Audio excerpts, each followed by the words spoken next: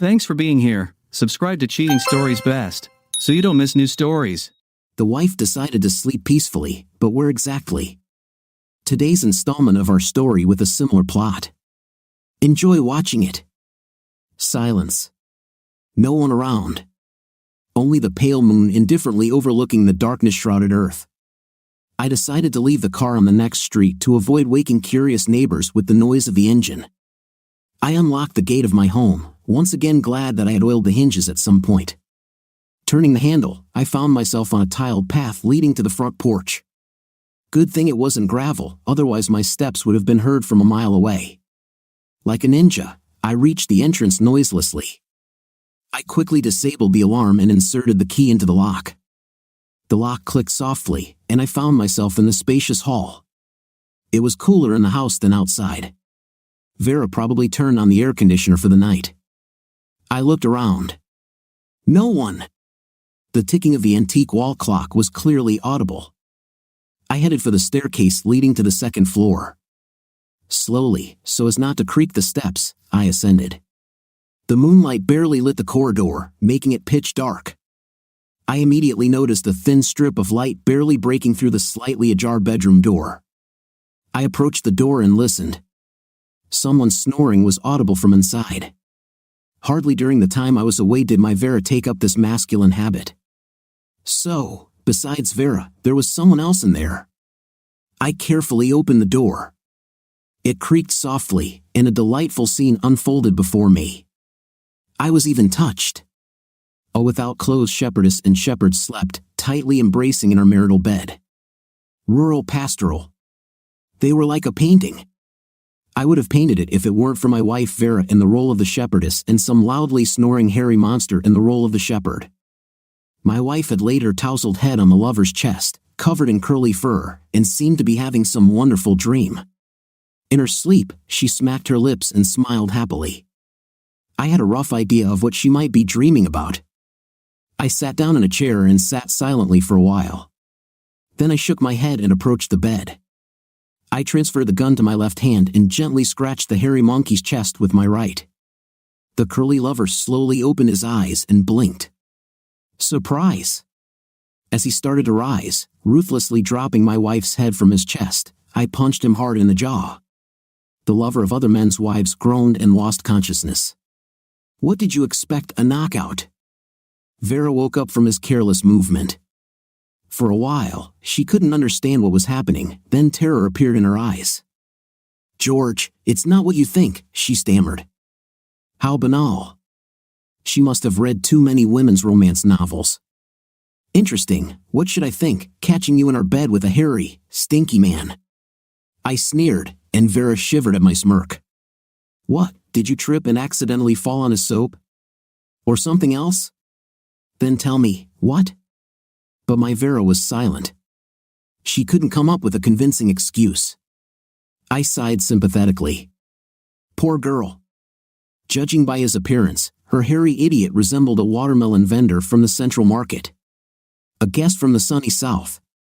Yes, Vera had fallen far. Couldn't find someone more decent. Or was so desperate that she didn't care who she brought to bed. She brought the first one she found. She should have been a young maiden, seeing a man's core for the first time and melting with desire. But no. A family mother, who had been through many life hardships with me, a 34-year-old woman. What is happening to people? All these thoughts buzzed in my head like a swarm of wasps. I had only one way out. Kick the cheating society girl out onto the street, along with her idiot. Vera's hope grew from my silence. She took my prolonged pause as my weakness and thought her husband couldn't part with such a treasure as her. George, I'll explain everything now, she started, but I interrupted her. Get dressed and get out of here. What? She exclaimed in astonishment. You heard me. And take your shit-eater with you. I threw her the dress, carelessly tossed on the chair. At that moment, the curly idiot came to. He muttered something indignantly in an unfamiliar language. Understandably, he forgot English words in his excitement. Apparently, his vocabulary wasn't big enough. I gestured with the gun towards his clothes. He instantly understood, grabbed his pants and shirt, and without further ado, dashed to the door. "And what are you waiting for?" I turned to my wife. "Need a push?" Vera dashed after her lover, and I heard their bare feet pounding on the wooden stairs. The front door slammed shut, and a minute later, the gate. Good for them, they retreated quickly. "Capable. What do you think of yourself?" My father-in-law, the chairman of the board of directors of the Sipmash conglomerate, Prokhor, was beside himself with anger. "Everything you have is thanks to being married to my daughter. And that's the only reason I tolerate your 5th place in my company." I stood opposite the great boss's desk, frankly bored. I knew this conversation would happen when I threw his daughter and her lover out of my house. So I wasn't expecting to hear anything new. "Think you're so proud?" Mr. Gromov continued his verbal execution. "His wife cheated on him. Get over it. The girl just had some fun while you were away. She's not planning to divorce you. And you threw her out the door. And a respected person, my Italian partner, too. And even beat him up. So here's the deal. If you don't calm down, I'll throw you out of the company and put you in jail. For assaulting a person. You know what I'm capable of." My father-in-law sat down in his chair and poured a glass of water. "Just sit quietly and don't stand out. Or you won't even see your kids." He shouldn't have mentioned the kids. I still have to check if they're mine. After what happened, I didn't believe anything and trusted no one. If they're my sons, they're not going anywhere. They'll remain mine. Besides, the older one is already 15. The younger one, though, is only 8. But he's not a baby. And if they're not mine, I'll decide based on the facts. Whether I live with your society girl daughter or not is for me to decide." I replied, looking my father-in-law straight in the eye. "I'm not afraid of prison. People live there too. I'll manage.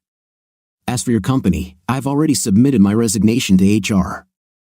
I moved out of the society girl's house, so she can drag a whole gang of your partners there." Mr. Gromov didn't expect such audacity from me. He gasped for air, mouth agape, unable to utter even half a word. Well, that's exactly what I was aiming for. Exiting the office, I deliberately slammed the door, making the secretary sitting in the reception jump in her seat. At that moment, Vera entered the reception. Apparently, she was nearby, waiting for her father to tame her rebellious husband. She looked at me with a smug smirk, expecting me to throw myself at her feet begging for reconciliation. It couldn't be any other way. Where would this penniless man go? Especially one accustomed to a good life. But I walked past her, not turning my head. Not everything in this world follows her plans. I went into my former office, took a box with my belongings, and headed for the elevators. "George, wait!" I heard my ex-wife's voice behind me. "Don't lose your mind. Nothing really happened. Don't make hasty decisions." She managed to catch the elevator with me. "You understand, I did this for the company's interests. Nothing personal. But a very profitable contract was signed." Vera spoke rapidly, afraid I wouldn't want to listen to this nonsense. What self-sacrifice? For the sake of her father's company, my wife spread her legs. Well then, of course, that explains everything. Maybe she smoked something or swallowed pills. Or maybe she was always such a blatant fool. I wonder how many years prospective clients have been passing through her. No, I definitely need to check the children. "George." Vera grabbed my sleeve. "Let's talk. After all, I love you. We have children." I disdainfully removed her hand from my sleeve with 2 fingers. "There's nothing more to talk about. You can peacefully sleep with your father's clients. No one will bother you." Vera's eyes filled with tears. She wanted to say something else, but employees were already looking at us, and she just silently stood and watched as I walked away, unable to stop me. I handed my pass to the security guard and went out to the parking lot. I put the box in the back seat of the car and sat behind the wheel. Apparently, this car was my most valuable possession as of today. I pulled out of the parking lot. In the rearview mirror, I saw Vera, tears streaming down her face, her arms pressed to her chest. That's it. The past doesn't count. I had no accommodation in this city. For the time being, I decided to stay at a hotel. Not an expensive one, but a modest one. I knew of one on the outskirts of the city, so I headed straight there. I paid for the room and, taking the key, went to my temporary dwelling. One room. A wardrobe against the wall, a twin bed, a bedside table with a lamp. A flat-screen TV hanging on the wall. That was all the furnishings. Not bad for the time being. I'd finish my business and leave the city. I pulled out my mobile phone and dialed a number that was firmly etched in my mind. "You're on the line." An unfamiliar voice sounded on the other end. But it didn't faze me. "I'm calling about a job. Uncle Maxim said I could call this number." I tried to speak evenly, not revealing any emotions. "One moment." There was a pause on the other end. Then a male voice said, "Unfortunately, we have nothing to offer you at the moment. We already hired someone in June. But just in case, send us your resume." The call ended. I turned on my laptop and entered the search engine the password the unknown interlocutor had told me. On the closed website, there was information for me. "So, welcome back, ZDAN. I managed to sleep until 8 o'clock. I was woken by loud knocking at the door. That's how plumbers, police, and cheated husbands knock. Yawning, I opened the flimsy door. "Mr. Lehman? You are arrested for assaulting Mr. Leonelli. Do you have any weapons with you?" The senior capture team member was practically burning holes through me with his gaze. "Of course, I do." I pulled out a blued Walther from my jacket pocket and handed it to the policeman. You should have seen how the lieutenant's eyes gleamed hungrily. "Do you have a permit for this weapon?" "Why?" "It's just a souvenir, a lighter. Friends gave it to me." The policeman immediately deflated and nodded to his partner. The sleepy sergeant quickly handcuffed me and led me to the car. My father-in-law, as always, kept his promises. I was put in a cell and left alone for some time.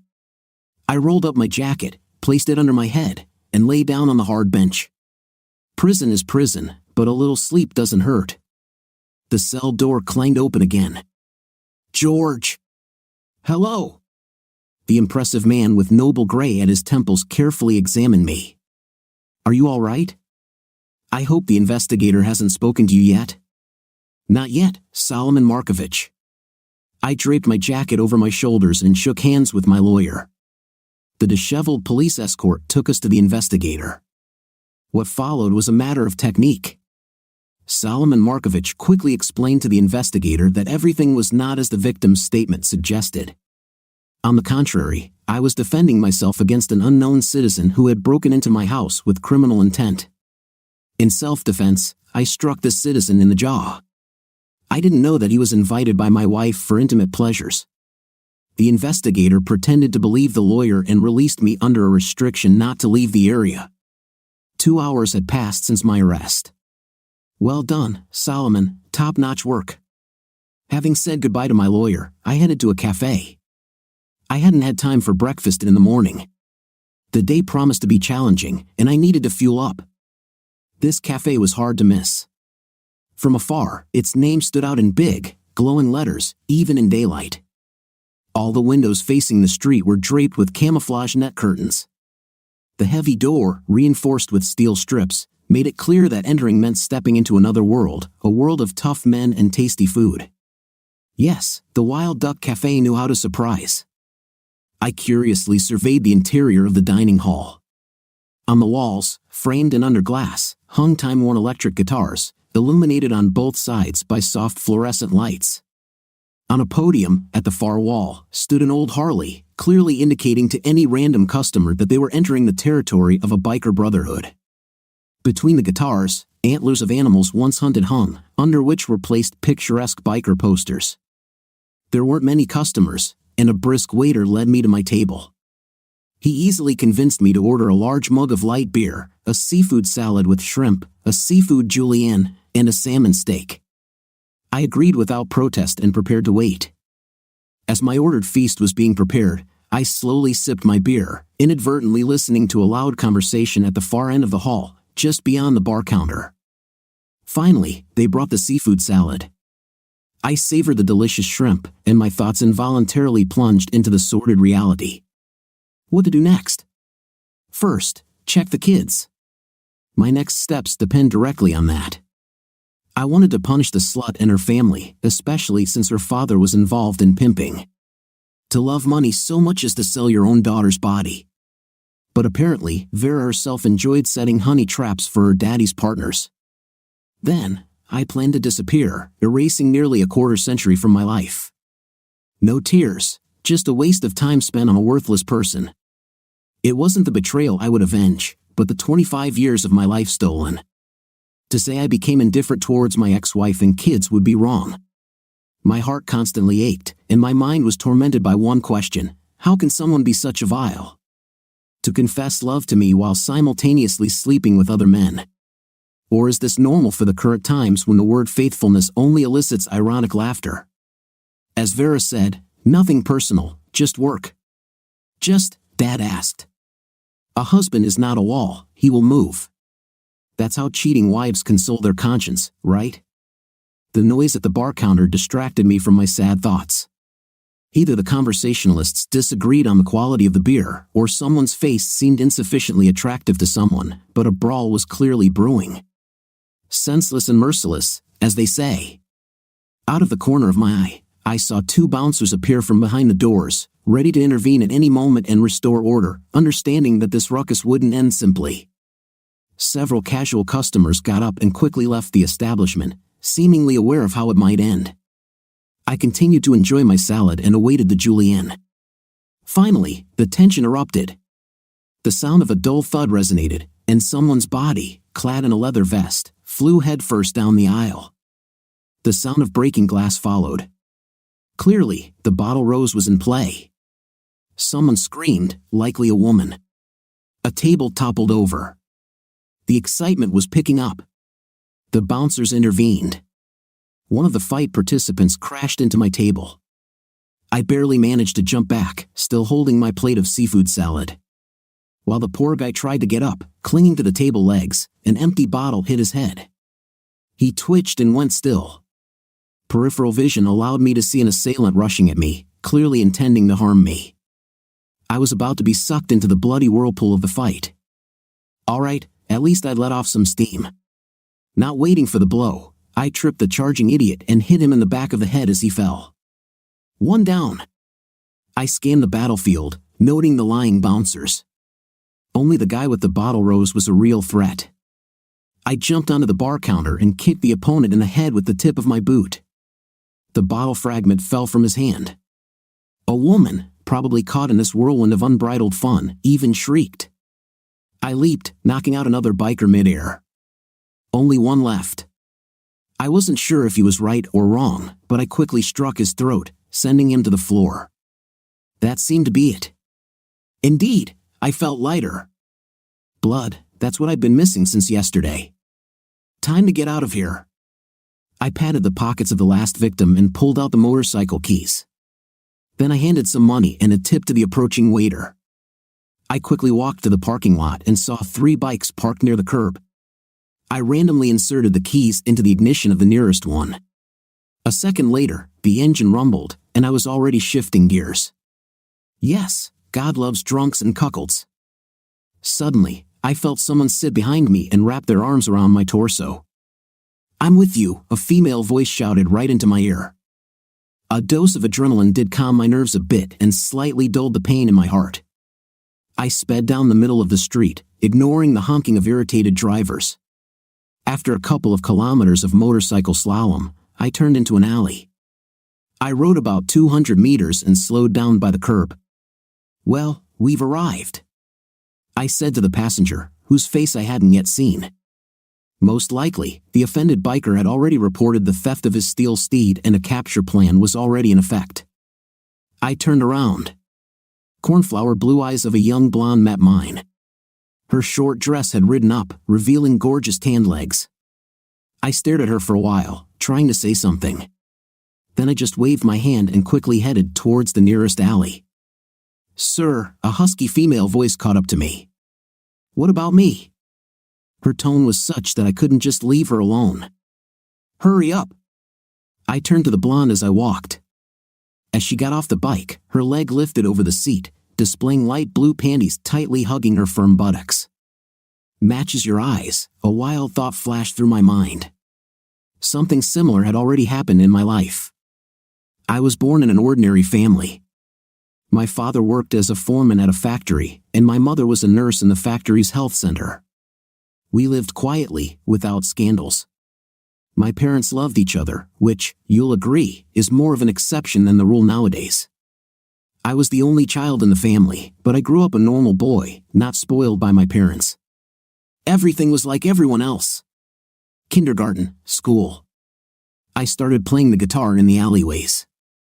Then I finished music school. My father allocated money for my musical education. But I studied diligently, justifying the money spent on my education. After school, I decided to join the army. My peers and their overexcited mothers criticized it so much. My parents accepted my decision philosophically. Decided, go ahead. I went to the military recruitment office myself and was soon sent to the internal troops. I didn't go through basic training but was directly placed in a special purpose detachment, DON. I was enrolled in a reconnaissance squad of an independent reconnaissance battalion. Service began. I traveled across the country. Iraq, Central Asia, Africa, and many other places bear the traces of my boots. In our battalion, there were soldiers wearing green berets.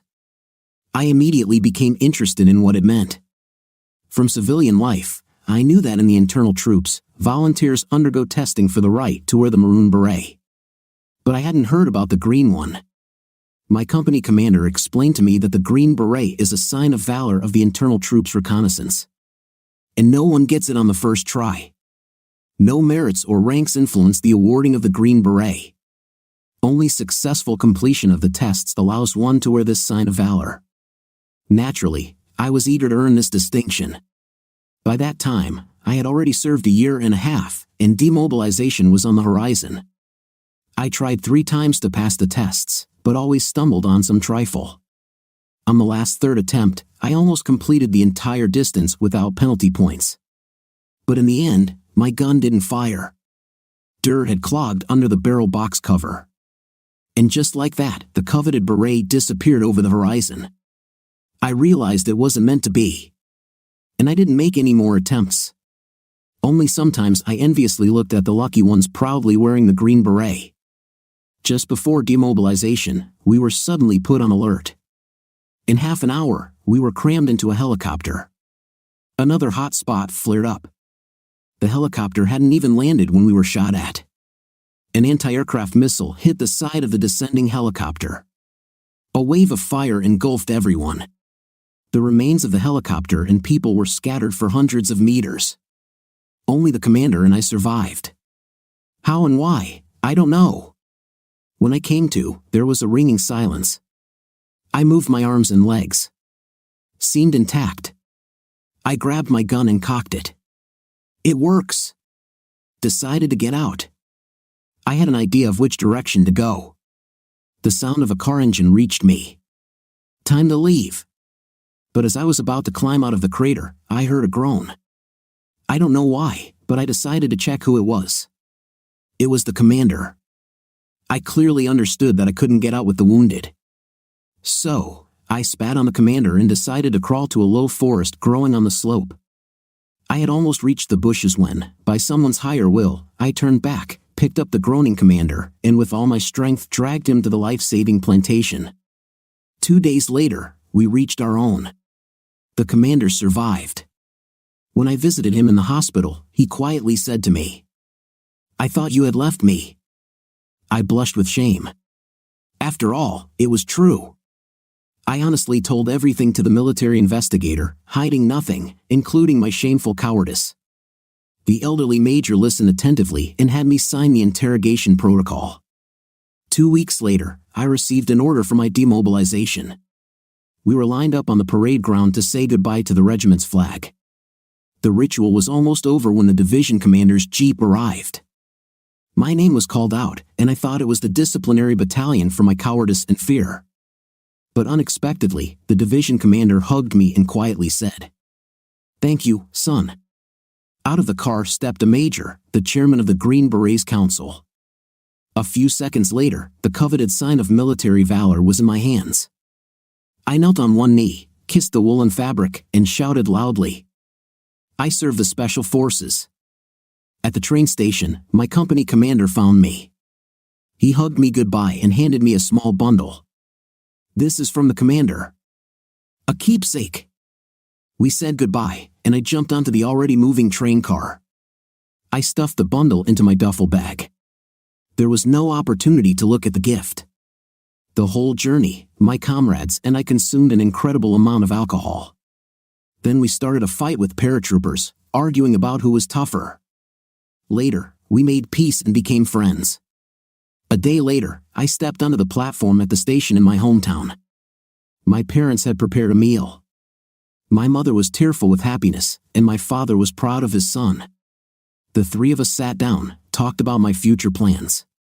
In the end, my father said, "You've changed, son. You've become completely grown up." In his mouth, it sounded like praise. In the evening, I unwrapped the commander's gift. It was an antique dagger in wooden sheath. When I pulled out the straight double-edged blade, it gleamed menacingly in the light of the table lamp.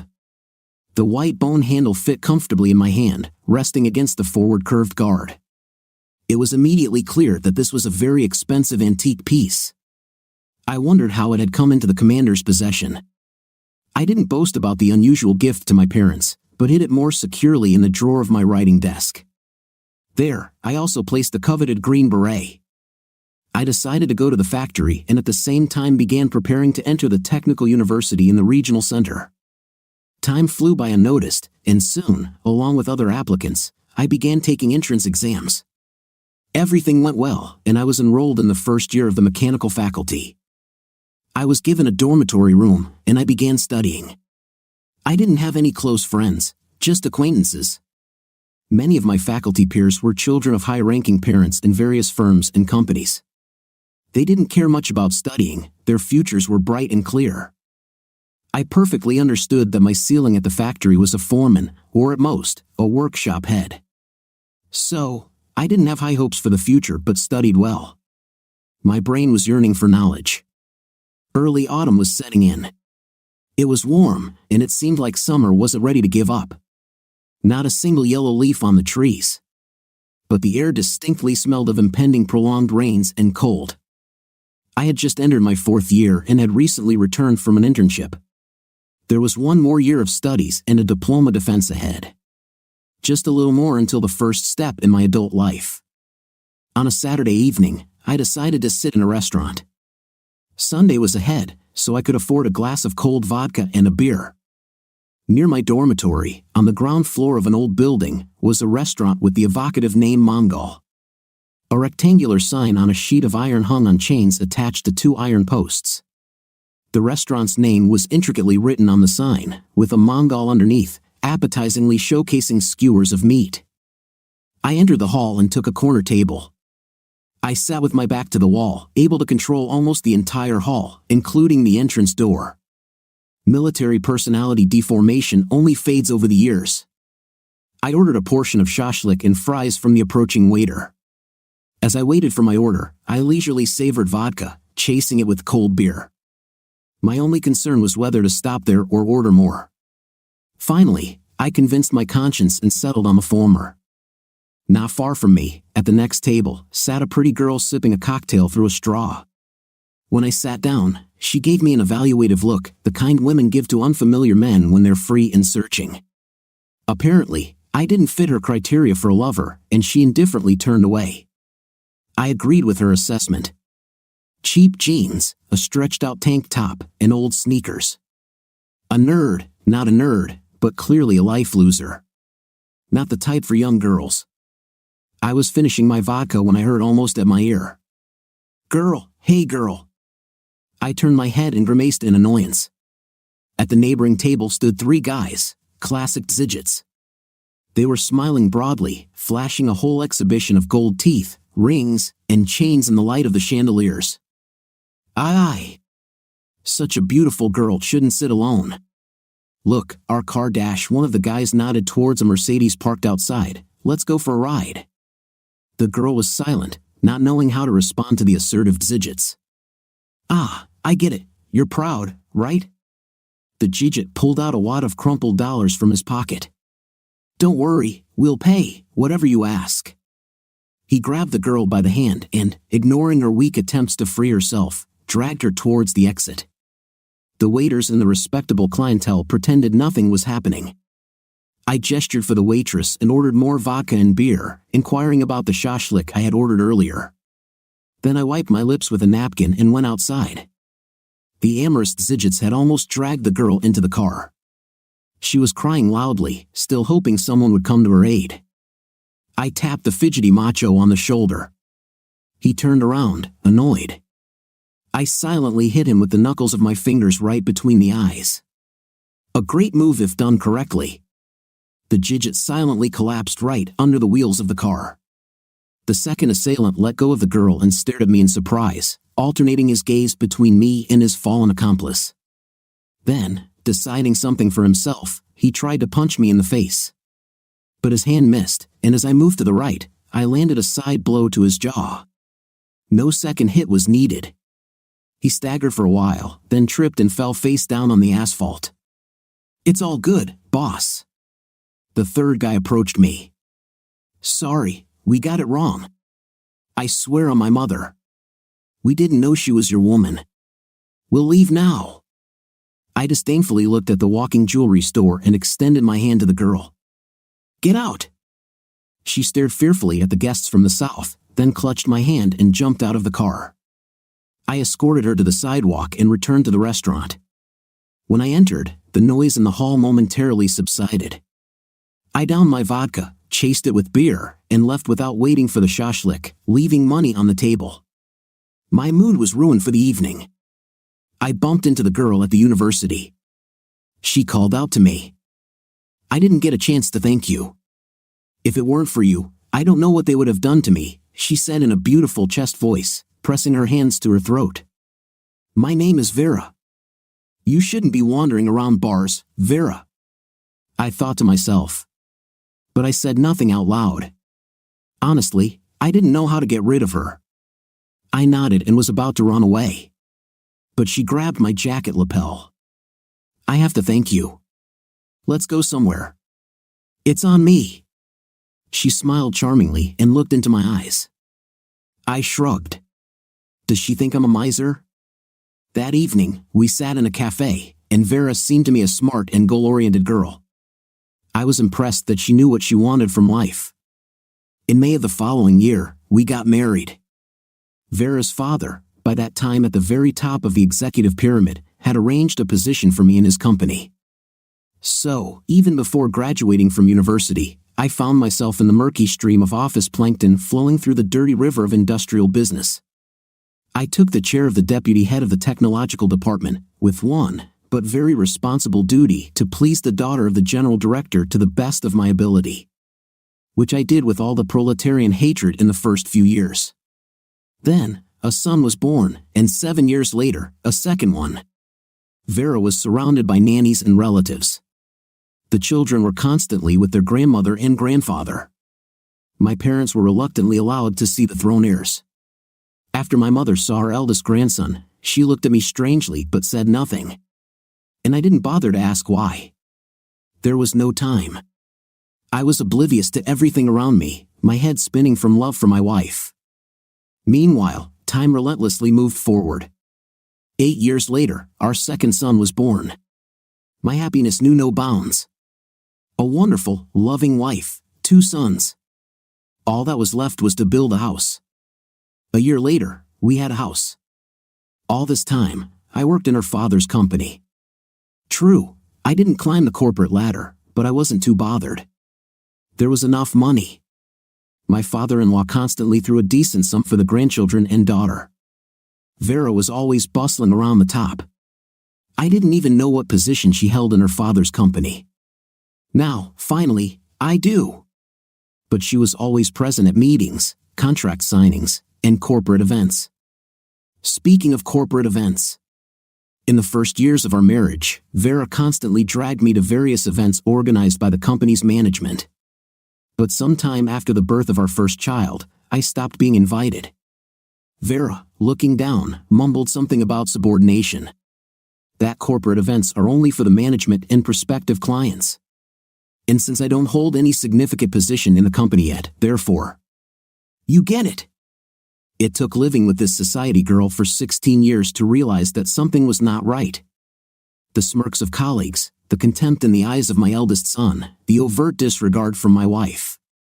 All this eventually led me to the thought that I was not living my life but existing according to someone else's script. I got in touch with a former comrade in arms with whom I had maintained close contact and asked for help. 2 weeks later, I knew a lot. I had video and audio recordings of Vera's love meetings, especially during my increasingly frequent business trips. She shamelessly brought another man home and had fun with him in our marital bed. Thankfully, the children almost always lived at her father's house. When it became clear that it was time to radically change my life, I came home late at night and caught my wife red-handed. I just couldn't understand one thing. Why did Vera need me? She never seemed to love me. Then why doesn't she divorce me? Why does my father-in-law, instead of having long thrown me out of the company, conduct soul-saving conversations? There's only one conclusion: I am needed by them. But for what? I woke up to the ringing of the phone. For a while, I lay there, listening to its annoying screeching, hoping it would stop on its own. But the phone kept ringing, as if hinting that some jerk on the other end knew perfectly well I was home. Finally, I couldn't stand it anymore and answered the call. George? The caller's voice was unfamiliar to me. I looked at the screen. But my eyes were met with the succinct message, number hidden. Yes, who am I speaking with? I croaked sleepily into the phone. We have good news for you, the phone crackled, ignoring my question. A vacancy has unexpectedly opened up, and we've sent all the necessary information to your site. Have a good day. The caller hung up. I silently stared at the mobile phone for a while, then carefully placed it on the nightstand. I went to the table and turned on the computer.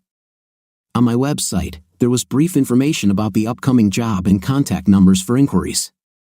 I was about to dial the number, but something held me back. I sat for a while, gathering my thoughts, then headed to the bathroom. Strangely, the light was on full blast, and I could hear water splashing. I cautiously peeked through the slightly open door and was momentarily taken aback. In the bathtub splashed a completely without clothes blonde. Damn! I had completely forgotten about her. Gradually, it dawned on me that I was in a motel. I remembered the scuffle in the cafe and the hijacking of the biker's motorcycle. The image of the girl also came to mind. After abandoning the motorcycle in an alleyway, the girl and I had taken refuge in a motel. What happened next was a blur, but evidently, we had quite a bit of fun. The girl plunged headfirst into the bathtub and began to climb out. She saw me clearly but paid no attention. Wipe my back. The girl handed me a crumpled towel. My guest, completely without clothes, stood by the window, leaning her head against the glass, looking outside. In the rays of the rising sun, her smooth skin took on a rosy hue, making her even more seductive. Long smooth legs, a slender waist, a graceful back, white straight hair cascading down her back to her waist. She resembled a large dangerous cat, ready to unleash her claws at any moment. I stood next to her, admiring the sunrise, then wrapped my arms around her waist and gently kissed her neck, nudging her towards the bed. It was time to finish what we started. I had a lot of free time now. Apparently, so did the girl. After everything was over, we lay entwined for a long time. Finally, the girl pulled away and looked me in the eye. Who are you? The question was so unexpected that I flinched. What do you mean? What do you do? How do you make a living? A slight smile touched her lips. I'm not earning anything now. I quit yesterday. The events of the previous day invaded my mind again. By the way, my name is Olga. The guest tilted her head slightly. George. I introduced myself in turn. Finally, we got acquainted.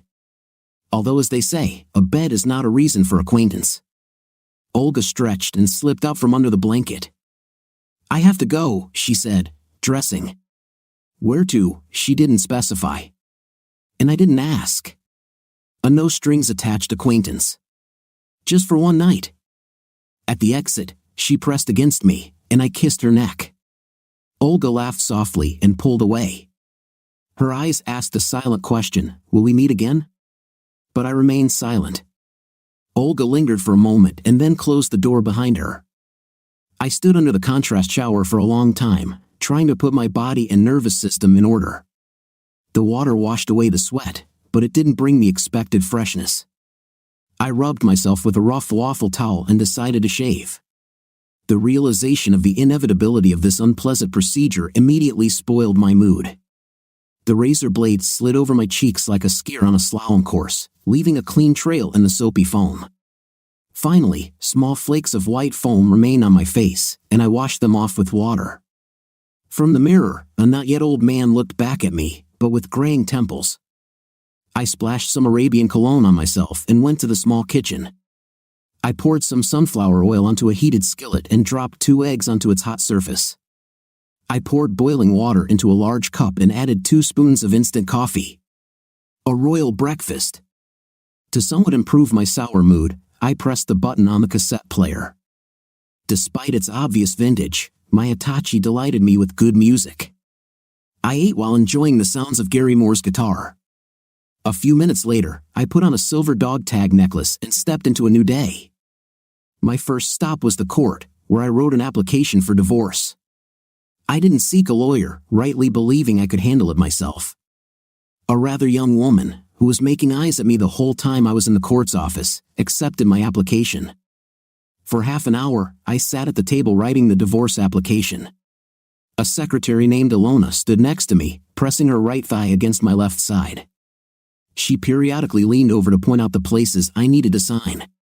Out of the corner of my eye, I could see she was not just a gorgeous blonde but also possessed a delightful bust, which stood out beautifully against her blouse.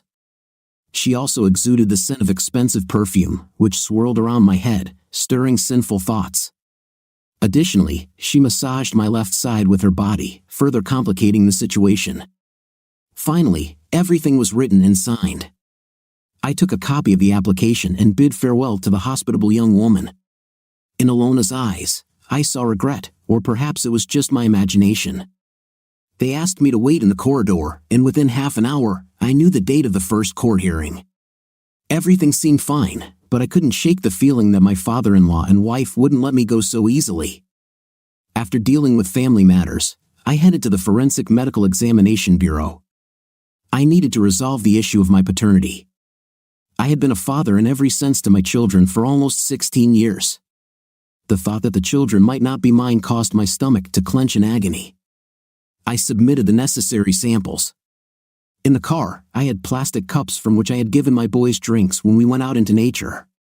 They were even labeled. My hands were shaking as I handed over these cups for examination. They promised not to delay and provide the results within 10 days, just before the start of the first divorce court session. It was past noon when I pulled up to a well-maintained 2-story mansion located in the old part of the city. On the first floor was an art gallery with an expensive and dignified appearance, as befits a place where high art is stored. I entered a small hall adorned with paintings of various sizes and bronze and marble sculptures. I'm no art expert, but I immediately understood that the masterpieces surrounding me were worth a lot of money. "Hello!" A young woman emerged from behind a large sculpture, smiling cheerfully. "Are you looking for something exclusive, or would you like to browse first?" "I would like to see Maxim Anatolievich," I said very politely. The girl's smile grew even brighter. She gestured invitingly with her hand, and soon I was standing at the threshold of a cozy office. A deep antique armchair, a large oak desk on carved legs. On it, a large antique lamp with a painted glass shade. Several paintings on the walls, a sofa, and a large bookcase made of dark wood in the corner. I noted to myself the convenient location of the office, which had an exit to the adjacent street, offering certain advantages in a critical situation. "Please, come in." A pleasant male voice sounded behind me. Without looking back, I took a few steps forward. "Take a seat," the same voice said, and I, turning around, shook hands with a not-so-young but still robust man in a gray business suit. As I expected, our benevolent court, always siding with women's interests, gave us 2 months for reconciliation. As if one could ever reconcile with such treachery. I silently listened to all this nonsense, wishing only for one thing, that it all would end as soon as possible. The reconciliation months dragged on. Vera called almost every day, crying and promising mountains of gold if I forgave her and returned to the family fold. Then her father joined the process. About 2 weeks after the first court session, he called and asked for a meeting. We sat at a table in a small cafe. His black car was parked outside the establishment, probably with Vera inside, still hoping for reconciliation. I couldn't understand what there was to talk about in this situation, but I agreed to the meeting, hoping my former father-in-law would finally leave me alone. "I won't persuade you to return to my daughter anymore," he started. "I have a proposition for you." He chewed his lips, gearing up for the conversation. "Vera is still young, very young. She can start her life over. So she slipped up. It happens." He paused and continued. "She can still marry and have a happy family. Your marriage will be a lesson for her. I'm willing to pay you good money if you promise not to disclose the reasons for the divorce. Just say you had irreconcilable differences. It happens." He paused again, lighting a cigarette. "I have a promising business partner who could be a good husband for my daughter and a father to her children." He grimaced at these words. "What do you say? Am I to understand the children aren't mine?" I chuckled. "Did you know this from the start?" Proker averted his gaze. "The one thing I don't understand is how you could turn your own daughter into an office society girl." I continued. "Saving money?" Silence fell. Then the father-in-law wrote a 5-digit number on a napkin. "Will this amount satisfy you?" He pushed his writing towards me. I glanced at it. A handsome sum for silence. "I think, Proker, you've got the wrong impression of me." I pushed the note back. "I only want a divorce, and the rest are your family problems. I don't need your money. I won't blab about my divorce. So let your daughter sleep peacefully." This phrase sounded ambiguous. "That's not all. You must leave the city. Go wherever you want, just far away. It's a flimsy, but at least some, guarantee of your silence." He stubbed out his cigarette and looked at me intently. "This is my earnest request to you." He emphasized earnest and stared at me. Maybe I should jet off to Mars for good measure. Not only did his licentious daughter ruin my life, but now her father wanted to utterly displace me. I promised to keep quiet about the reason for the divorce. But I won't leave the city. Why should I? I stood up, indicating the conversation was over. "Be careful, George, you might regret it later." The father-in-law gave me a cold, angry glance. What a family! Each one as bad as the other. My former relative sure doesn't like being blatantly sent on an erotic journey. With plenty of time before the second court session, I thought about getting a temporary job. I needed something to live on. But right then, I received an SMS and started working for Uncle Maxim. The oceanic coast was surrounded by a semicircular mountain range. The area was desolate, perfect for landing. Within a 10-kilometer radius, no sign of life was detected. The night crept in silently on soft paws. A gentle breeze carried the scent of the ocean and a pleasant coolness. Above us, in the coal-black sky, myriad stars twinkled, clustering into constellations like stray dogs into packs. Despite the silence and calm, this world was alien and it weighed on the mind. We quickly unloaded the boat, assembling weapons and equipment. Then Snake opened the valve, and the boat rapidly deflated into a piece of tarpaulin. We hid it in a small grotto, invisible from the shore. Unlikely as it was for anyone to search for us, it's better to be safe than sorry. The small electric motor and battery were stashed there too. "Well, welcome," Barhan, the leader of our small team, said. "We don't have much time, we must get to work." There was still time before dawn, so we split into 2 trios and headed to the island capital, making the most of the dark. Snake led our trio. Judging by his initial commands, he was an experienced fighter. He confidently led us towards the city, trying to get as close as possible before dawn.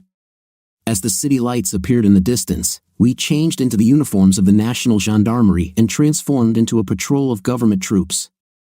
Without hiding, we slowly moved along the highway, keenly observing the surroundings. The plan was insanely simple. We were to capture the presidential palace and force the island's leader to resign. The new palace master was to seek help from neighbors, who were to provide immediate assistance. As soon as the neighboring country's paratroopers began to land on the island, we were to leave its shores and return home with a tidy sum in our pockets. We had 12 hours for the entire operation. The country was small, the army and police were few, so no major problems were expected. And that's exactly what happened. Without firing a single shot, we occupied the presidential palace. The guards didn't even attempt to resist. The president, a puppet of a European colonial country, quickly resigned and handed over power to his successor until early general elections. I got the impression he was even glad to be done with it. An hour later, a transport plane landed at the capital's airport, and paratroopers from a neighboring country poured out. Not waiting to meet them and without saying goodbye to the new leader, we quickly retreated and soon a helicopter was carrying us over the open ocean to our ship. A few days before the court, I received the DNA test results. I wasn't expecting anything new. It was clear the kids weren't mine. But I was in for a surprise. According to the tests, I was the biological father of both children. This outcome was unexpected. Probably even Vera didn't know.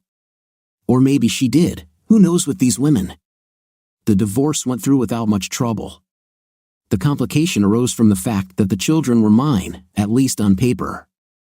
In reality, raised by my ex-wife's family, they were entirely on her side. A bunch of witnesses confirmed that I drank, beat, and cheated on my wife. The children were left in the care of my mother-in-law and father-in-law, and I supposedly showed no paternal feelings. The children confirmed this. Outwardly, I remained calm, but my heart ached, not from my wife's infidelity, but from my children's betrayal. I wonder what they were promised. A bike or a scooter? In court, I was thoroughly smeared, accused of all sorts of sins. Even those I had considered friends, or at least good acquaintances, who I had helped in their time of need, joined in. The trial resembled a well-directed play, where everyone knew their part and recited the scripted lines on cue. The accusation of infidelity was particularly ironic. Apparently, I often went on long business trips because I had a mistress, or several. All the time we were married, I tormented my poor wife and children, humiliating and even occasionally beating them. Vera, from a mere adulteress, became a victim of domestic violence, deprived of care and affection. She was, it seemed, forced into the arms of a lover in search of comfort and peace of mind. I listened to this nonsense silently, not objecting or arguing. The elderly judge with a horse-like face looked sympathetically at Vera. Women's solidarity. All men are scoundrels, and we women are naive fools. The verdict, divorce, alimony. I could see the children only once a week and only in the presence of their mother. I listened to the decision silently, head bowed. When it was all over, I saw the guilty look of my ex-wife. Tears filled her eyes. As we left the courthouse, I asked Vera, "Aren't you ashamed?" She lowered her eyes and slipped past me silently. A woman is like time, sometimes flowing, sometimes leaving, sometimes you don't know how to kill it. I wonder how my ex-wife's life will turn out. Will she marry her Italian toy boy? But, whatever happens, it's very hard to convince a former lover, now your husband, that you're incapable of infidelity. It was getting dark. A chilly autumn wind tried to peel the yellow leaves stuck to the wet asphalt. Street lights came on. I walked slowly along the rain-drenched street, passing my shadow like a baton from one lamp to another. I felt disgusted. Disgusted that I had lived for so many years with a lying, cheating creature. Surprisingly, I was calm. No despair or regret. I got a good vaccination against family life, but how things will turn out in the future is unpredictable. As I entered the dark archway, I caught a barely noticeable shadow moving towards me from around the corner. I stopped, listening to the night. Again, something flickered to the right, very close. With an animal instinct, which comes alive in moments of mortal danger, I realized they were after my soul. I pulled a folding knife from my coat pocket and with a flick of my right thumb, snapped the blade open. The click of the hardened steel suddenly calmed my nerves, and I froze, trying to make out my unseen adversary. It was so quiet I could hear his breathing. I stepped to the left and froze again, waiting for the attack. It was slightly brighter on the street than in the archway. A lonely lamp oozed a thin, rattling light nearby, and I caught a glimpse of the unknown assailant moving towards me. This wasn't an attempt to hit me, he was trying to kill me. I dodged the blow and leaped aside. The fight was real, fierce and merciless. We didn't circle around, knives drawn, like in unrealistic movies. Without waiting for another attack, I lunged forward, trying to grab the enemy's armed hand and strike him with my knife. But he managed to intercept me with his free hand, and we froze, straining our muscles, trying to break free. The strength was equal, so neither of us could gain the upper hand. Finally, I managed to break free. We circled each other, exchanging blows, dodging, and parrying thrusts. The goal of a knife fight is to slash the opponent's arm or body so that the flowing blood weakens the enemy. My adversary was an experienced fighter, and I couldn't get the upper hand. Finally, I caught a moment when my opponent lunged and managed to drop to my knees. His knife hand whistled over my head. He fell through, and I managed to stab him in the unprotected left side. My knife plunged in up to the hilt, reaching his heart. The unknown fell heavily to the dirty asphalt, and the dropped knife clanged away. I quickly got to my feet and tried to see my opponent's face. To my surprise, I recognized the attacker as Snake. The very same I had recently fought shoulder to shoulder with. I wiped the blade on his clothes and pocketed the knife. The situation became clear. My restless father-in-law wasn't bluffing. Unable to remove me from the city peacefully, he hired a killer, but he didn't count on me not being a pushover. Bad luck. But for whom? The father-in-law or Snake? I realized I had to disappear, lie low for a while. Vanish from the radar. Revenge is a good thing, but when you're being hunted, it's not the time for vendettas. It wasn't clear yet. Was Snake a one-time hire or was my own agency hunting me? Well, time will tell. What do you think of our first part of the story today? It seems to me that the husband is completely right, because the way the wife deceived her husband is unforgivable, but what happened next? We'll find out in the next installment. How much did you like the story? What was your opinion of the story? Write in the comments. Until new videos.